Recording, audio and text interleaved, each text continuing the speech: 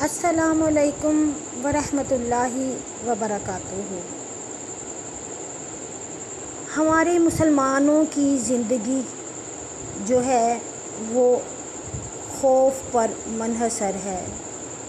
हम ईमान तो लाए हुए हैं लेकिन ईमान में पक्के नहीं हैं। हम गुनाहगार हैं। हम बहुत भी बढ़ जाएं, बहुत भी नेकियां कर लें तो मगर फिर भी हम सरकश नहीं बन सकते।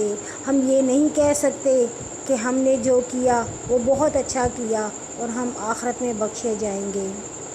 हमारा ईमान खौफ और उम्मीद के दरमियान लटका हुआ है। हमारा ईमान ऐसा होना चाहिए कि हम खौफ भी रखें और उम्मीद भी रखें। ये नहीं कि सिर्फ़ ये उम्मीद रखें कि अल्लाह रहमान है, रहीम है, सत्तार है, गफ़ार है, बख्श देंगे। नहीं, अल्लाह क़हार भी है, अल्लाह सख्त पकड़ करने वाला भी है। हमें अल्लाह की रहमत से नाउम्मीद भी नहीं होना, मगर हमें अल्लाह की रहमत पर उम्मीद भी रखनी है। एक दिन ईद के दिन अब्दुल कादिर जिलानी के पास लोग आए और कहा कि आज तो ईद का दिन है, आप फिर भी परेशान नज़र आ रहे हैं। इस पर हज़रत अब्दुल कादिर जिलानी ने कहा कि ईद तो तब होगी कि मुझे ये फ़िक्र ख़त्म हो जाए कि मेरे अल्लाह ने मुझे बख्श दिया। आजकल हमें फ़िक्र है गाड़ी की, प्लाट की, कारोबार की। हमें नहीं फ़िक्र कि हमारे अमाल कैसे हैं। हम में से कई ऐसे हैं जो रोज़ा नहीं रखते, किस लिए कि कारोबार करना होता है। फ़लाँ बीमारी है, फ़लाँ बीमारी है, नहीं रख सकते, नहीं कर सकते। और कई ऐसे हैं जो नमाज नहीं पढ़ते कि हम तो कारोबार भी होते हैं, हम दुकान नहीं बंद कर सकते, हम दफ्तर नहीं बंद कर सकते, हम कारोबार नहीं बंद कर सकते, हम फ़लाँ काम पे मशरूफ़ थे। वहाँ पे ये सब कुछ नहीं पूछा जाएगा।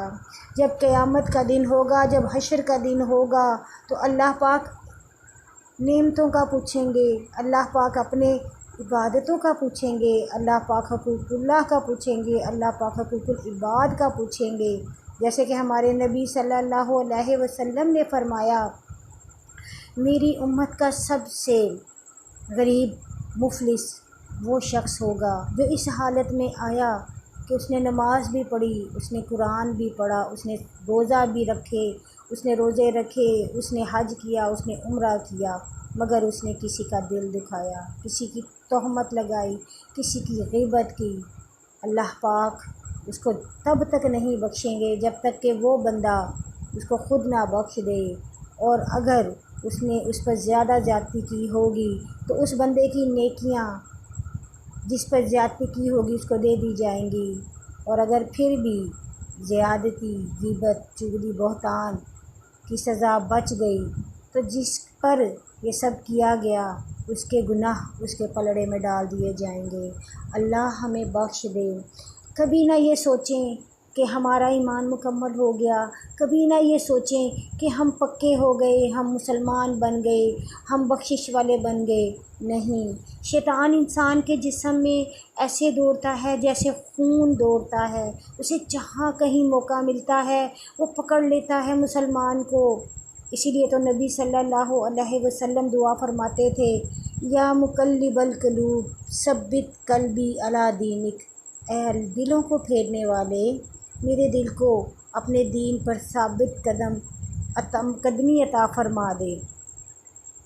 नबी सल्लल्लाहु अलैहि वसल्लम ने ये हमें तालीम देनी थी, ये हमें सिखाना था कि कैसे हम अपने दीन को बचा सकते हैं अल्लाह से मदद मांग के। इसके अलावा कोई रास्ता नहीं, कोई चीज़ नहीं। हाँ, हमारे नबी सल्लल्लाहु अलैहि वसल्लम ने 2 तरीक़े बताए। एक तो ये कि सबसे ज़्यादा अपनी मौत को याद करो। जैसे कि कुरान पाक में फरमाया गया कि हर जानदार ने मौत का मज़ा चखना है। ये नहीं कहा गया कि मौत आनी है। जैसे हम खाना खाते हैं तो हम में से हर एक को अलग अलग डिफरेंट टेस्ट आता है, हर कोई उसको अलग अलग महसूस करता है। جس کو بہت پسند ہوتا ہے اسے بہت مزہ آتا ہے، جس کو اتنا پسند نہیں ہوتا اس کو بہت کم مزہ آتا ہے۔ ایسے ہی جو ہماری موت ہے وہ انسانوں کے لیے ہے کہ وہ اپنے اعمال کے مطابق اس موت کا مزہ چکھیں گے۔ جو بدکار ہوں گے ان کی جان کنی اور طرح ہوگی، جو نیک ہوں گے ان کی جان کنی اور طرح ہوگی۔ تو اس لیے اپنے دلوں کے زنگ کو دور کریں، اپنے دلوں میں سے برائیوں کو دور کریں۔ جب انسان ایک گناہ کرتا ہے تو اس کے دل پر ایک سیاہ دھبا بن جاتا ہے۔ جب وہ مسلسل گناہ کرتا چلا جاتا ہے اس کا دل سیاہی سے بھر جاتا ہے۔ اس دل کو صاف کرنے کے لیے موت کو یاد کیا جائے۔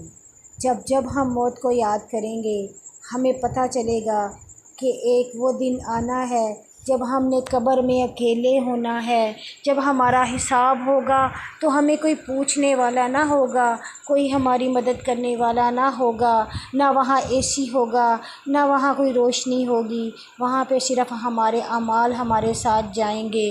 اور پھر حشر کا دن جب ہوگا اس وقت جو ہمارا حال ہوگا وہ ہم نہیں جانتے۔ اس لیے موت کو یاد کریں۔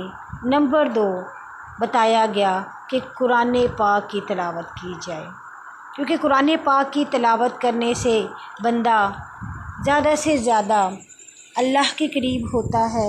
ہمیں پتہ ہے کہ اس قرآن سے بڑھ کر کوئی بھی ہمیں اللہ کی قرب کے پاس لے جانے والا کوئی نہیں۔ ہمیں چاہیے کہ ہم اللہ پاک سے ہمیشہ دعا مانگتے رہیں اپنے گناہوں کی۔ آمین۔